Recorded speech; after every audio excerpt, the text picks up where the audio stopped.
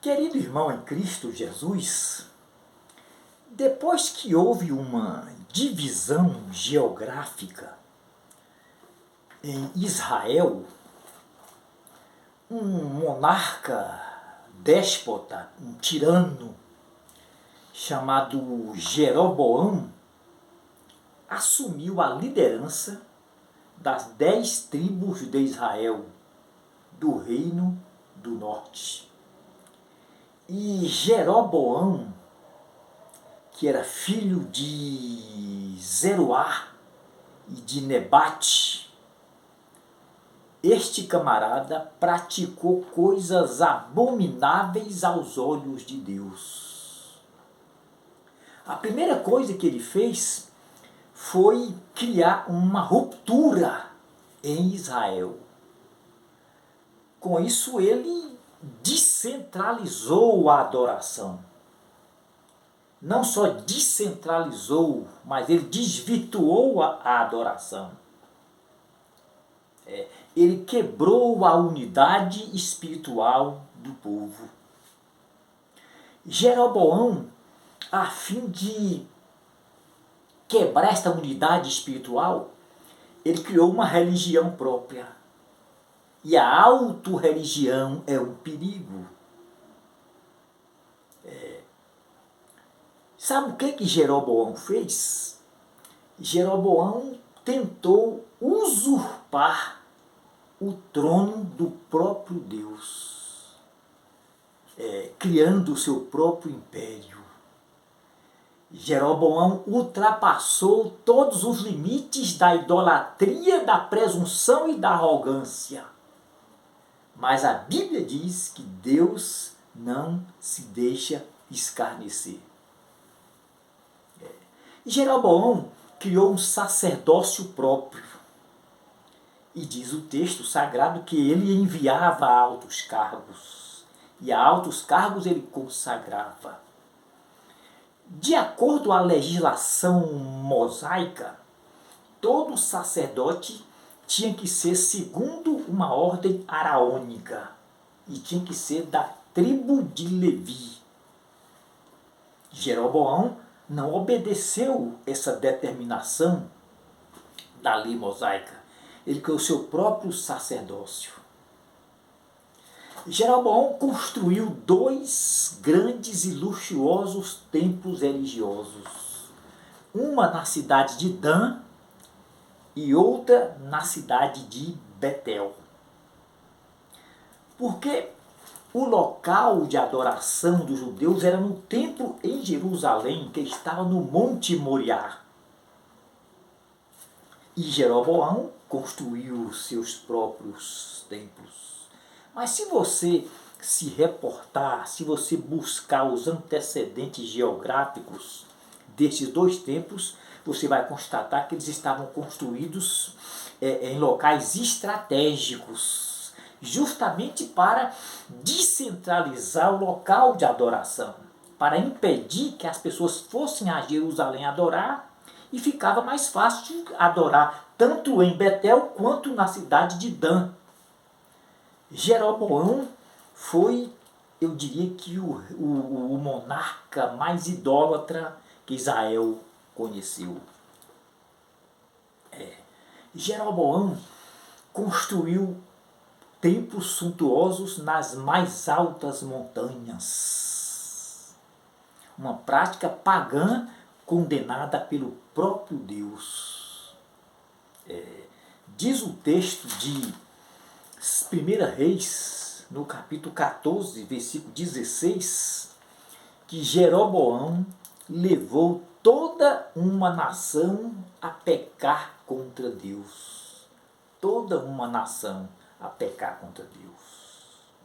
Ser liderado por um déspota, por um opressor, é um perigo, porque ele não tem inspiração de Deus, ele não tem direcionamento de Deus. E ele, para tentar legitimar e justificar uma relação de dominação e de poder com seus liderados, ele cria sempre regra de comportamento. Jeroboão criou um sacerdócio com as suas regras, com as suas normas.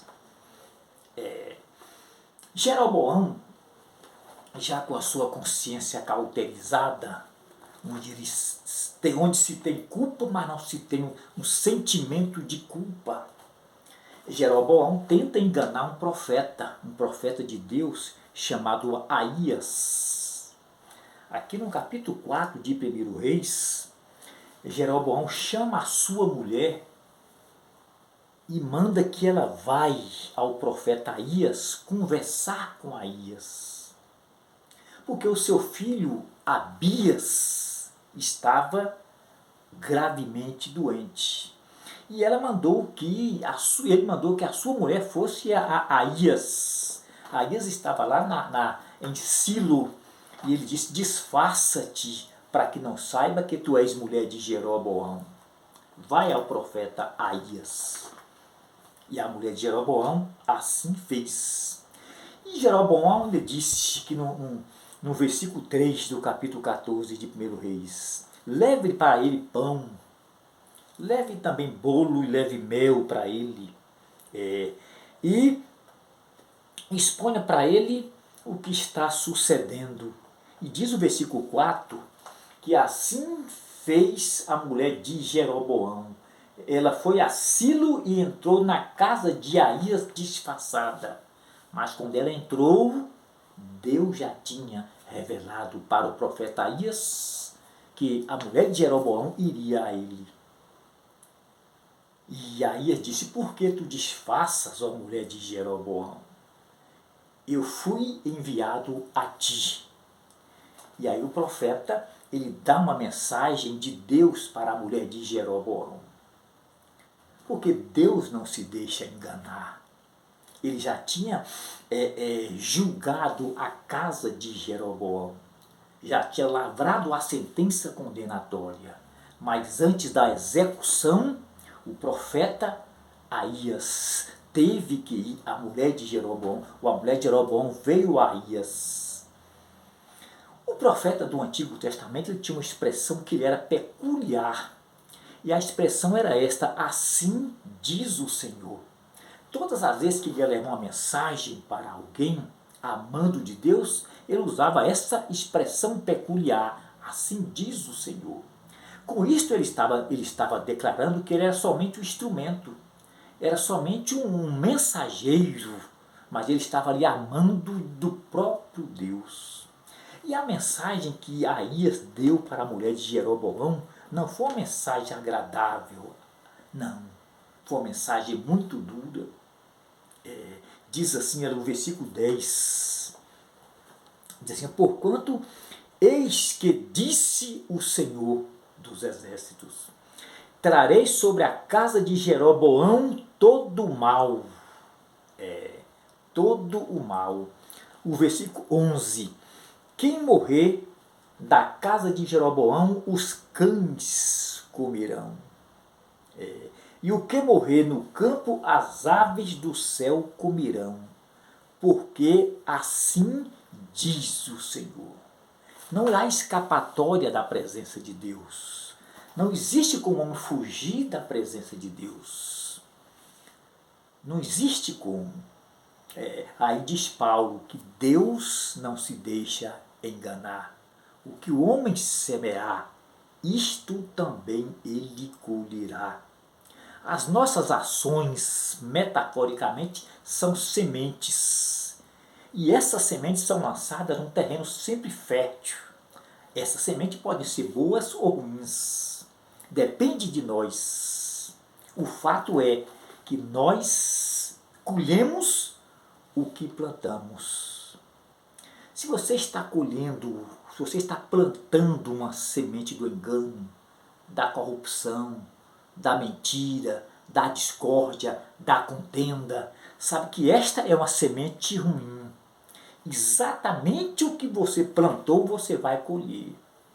Mas se você está semeando a semente da bondade, da solidariedade, da empatia, da comunhão com os irmãos, do perdão, saiba de uma coisa: é exatamente isto que você vai colher.